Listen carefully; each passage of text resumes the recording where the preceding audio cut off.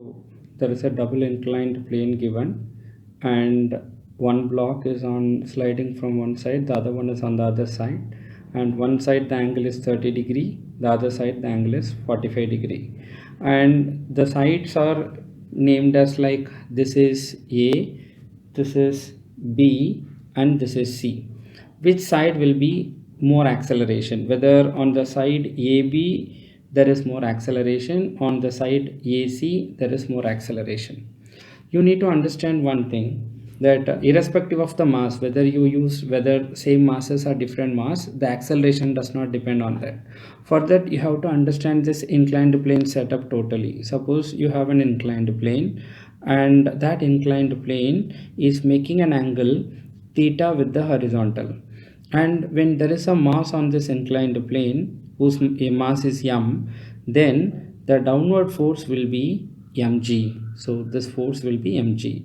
If this is theta, this is going to be 90 minus theta, and here if you consider two directions, I will write this direction and this direction. So this direction is perpendicular to it. Let's consider this direction, which is 90°.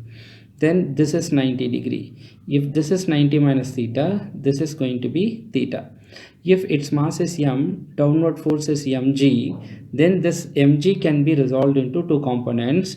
One along this direction, which is on the theta's direction, which is mg cos theta.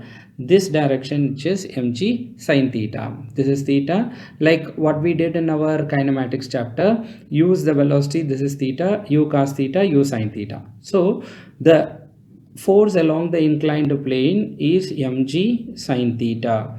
If this is a force is equal to mass into acceleration. Hence mass and mass will be cancelled. Acceleration along the inclined plane is g sin theta. Hence if this angle is 30°, acceleration on this side will be g sin 30°, and here the acceleration is g sin 45°. Then obviously sin 30° is less than sin 45°. Hence the acceleration along AC is greater than acceleration along AB. G sin 30° is actually g by 2, g into 1 by 2, and this is g by root 2. G by root 2 means 0.707 times g. G by 2 means 0.5 g. Hence acceleration along the root, the lesser the inclination, lesser the acceleration, the greater the inclination, the greater the acceleration, or the steeper the plane, greater the acceleration, and the flatter the plane, lesser the acceleration. And here our answer is there is greater acceleration along the path AC.